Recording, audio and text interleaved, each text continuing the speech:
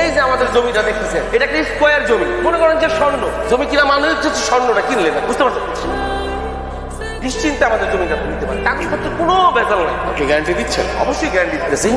Full guarantee জমি 100% ভাই আপনি পানির দামে স্বর্ণ কিনলেন, আপনি প্রজেক্ট করা মাত্রই এই যে এই জায়গার মধ্যে বিন্দু পরিমাণ ঝামেলা পাই, কোনো ঝামেলা নেই, কাগজপত্র সব ওকে। কিরে খালি ওই মালিকের প্রথম একটা মামলা দিচ্ছে, আমরা কাগজটা বাইরে দিয়ে যাতে কোর্টে লড়তে পারি। আরে কাগজপত্র তো বাইরে সব কিছু আমি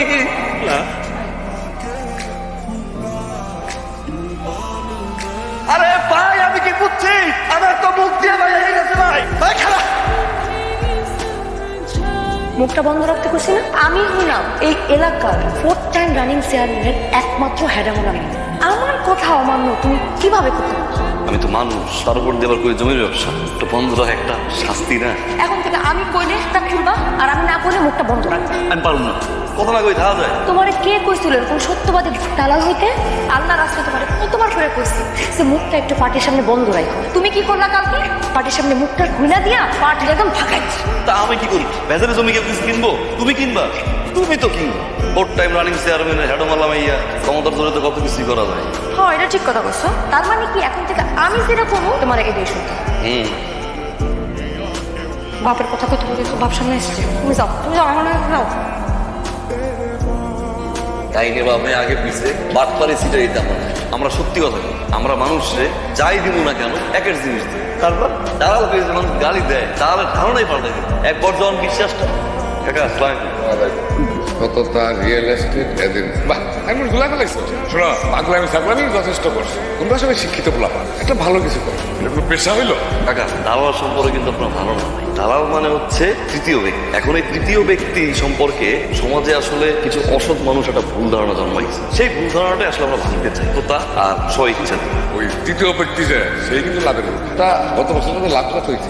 লাভ করতে হবে কাকা, 80 লস। এবার বুঝো, বড় বড় কথা খায়া খালি লসের খাতাটা বাড়াইছে।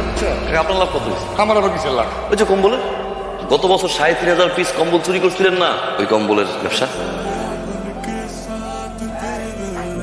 কি ব্যাপার, এত স্বাস্থ্য শুনতে? তোমার জন্য একটা খবর আছে। তার আগে কোমর লেগে কি আনছো? টিপের পাতা? চাঁদা শুধু সারা সেরকম আসমানটা ফাঁকা, সেটা মনে হয় তোমার কম্বল ফাঁকা। ফাঁকা না, আমার কপালটা ফাটা। এটা লাগাই দেখো, সেবার কপালটা যদি জোড়া লাগাই দিতে পারো। এত কিছু বলতে আমি খালি বুঝি কপালে সুন্দর আর এই মানুষটা। আচ্ছা তুমি এত সুন্দর কে? মাঝে মাঝে তোমার দিকে তাকাই থাকলে কি মনে হয় তোমার ওই দুই চোখের দিকে তাকাই থেকে নিজের দম নিজে আটকাইয়া নিজেই মারা যায়, আর যাওয়ার আগে হইলা যায় সুইসাইড ফর ইউ বেবি। এই সুন্দর মানুষটার জন্য তারা বিয়ের পাত্র ঠিক করছে। পছন্দ হইলে আংটি পরাই দিয়ে যাইবে। এখন তুমি ভাইবা দেখো, দমটাকে আটকায় রাখবা নাকি সাইরা দিবা? কি হয়েছে বা? কোন খারাপ? তুলির বিয়ে ঠিক হয়েছে মা, তুলির বিয়ে হয়ে যেতেছে। বিয়া ঠিক হয়েছে মানে বিয়ের ডেট হয়েছে, বিয়া তো হয় না। মন খারাপ করিস না বাপ, আমি চেয়ারম্যানের লগে কথা, মন খারাপ করিস না ভাই সাহেব। আমি মা হিসাবে একটা নিশ্চয়তা আপনাকে দিতে পারি যে আপনার মেয়ে হাতে কাপড়ে আদরে সম্মানে কোনো কমতি হবে না। ভাবি সাহেব, আপনাদের পরিবার কেমন ছিল? আপনার ছেলেও মাসাল্লাহ 10-এ 10 পাওয়া ছিল, কিন্তু ভাবি সাহেব স্বর্ণের গয়না বানাইতে যেমন খাইট দিতে হয়, তেমনি সমাজে চলতে গেলে একটু সত্য মিথ্যার আশ্রয় নিতে হয়। আপনার ছেলে যদি সেরকম হইতে পারে তাহলে আমার কোনো আপত্তি নাই। আগামী জোৎস্না ইনশাল্লাহ আমার মেয়েরে তার হাতে তুলে দেবে। আলহামদুলিল্লাহ। মিষ্টি খাও। কেন? আমার বিয়ে না। থাক, আবার কি করছে মনে আছে? শোনা একটু খাপ থাকা না। আজকের পর থেকে সত্য ভুলে দেও, খালি মিথ্যা কথা। আর যদি মিথ্যা কথা কইতে ভুলে যাও না, আমারও ভুলে যাও। সত্য করে ব্যবসা লস খাওয়ান যায়, তোমার হারান যায়। থাকলাম আজকে থেকে মিথ্যার উপরে, বিশ্বাস হইতেছে না? না। দেখবা কও। আমি তোমার ভালোবাসি না। কি কইলা? তুমি দেখতে বড় সুন্দর না। কি কইলি? তুমি খাটো। আমি খাবো আর তুই কি তাহলে? আরে ভাই মিথ্যা করতে পারবি না, মিথ্যা কোনো বলার ব্যাপারই না ভাই কি কইতেছে? দেখো দেখো কোনো ব্যাপারই না। ওয়াইদুল, এটা কথা বলতো আমার, কখন কি মিথ্যা গবা এটাকে আগে থেকে সাজাই দাও। ইনস্ট্যান্ট ভাই ইনস্ট্যান্ট। আপনি এই মাত্র আমারে প্রশ্ন করেন, তোর দিতেছে। বেচা কিনার খবর কি তোমার? ভাই ভয়াবহ। ঠিক আছে, মশা মারার টাইম পাইতেছি। মিথ্যার ভয়াবহ খেলা। কি মিথ্যা চর্চা চলতেছে? ভালো ভালো, মিথ্যা হইলো চর্চার বিষয়। যত বেশি চর্চা তত বেশি সফল। ও কাকা, চেয়ারম্যান সাহেব, গত মাসে ঘুম তো পাইলাম না। সব খয়রাতি চলতেছে, বুঝছো? দেখি আগামী মাসে তোমার কিছু দিতে পারি কিনা। কাকা মানুষজন তো খাওয়া পেয়ে করতেছে যে 5 টন আছে নাকি? এসব মিশা কথা কে কয়? 4 দিন 5 দিন পরে এসব কথা তোমার কে কয়? বুঝো কে শোনায়? হ্যালো তাই তার মানে মিথ্যা গিলা প্র্যাকটিস করলাম, যদিও গমের শক্তিটা বাইরে গেছে, কিন্তু আরাম পাই নাই, শান্তিটা পাই নাই।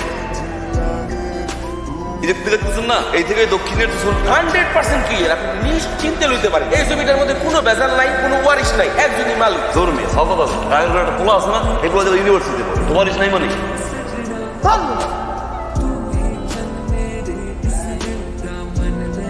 এত রাতের বেলা আমার ছটফট ছটফট লাগতেছে, কেমন জানি না, ঘুমাইতে পারতেছি না। কেন?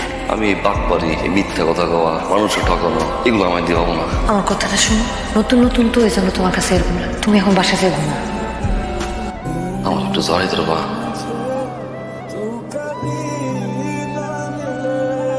কি হয়েছে তোমার? কোনো সমস্যা?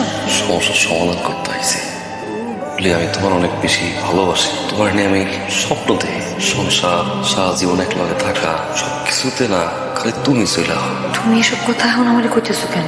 তুলে বাঁচতে চাই, মিথ্যার রাজত্বে রাজা হইতে চাই না।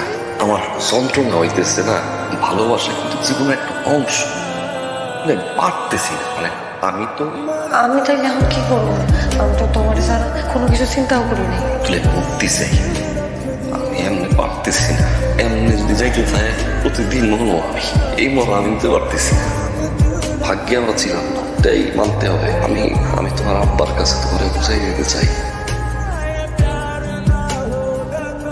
এই যে আপনার মাইয়া, আজকে থেকে ওর কোনো দায়ভার দায়িত্ব কোনো কিছুই আমার নাই।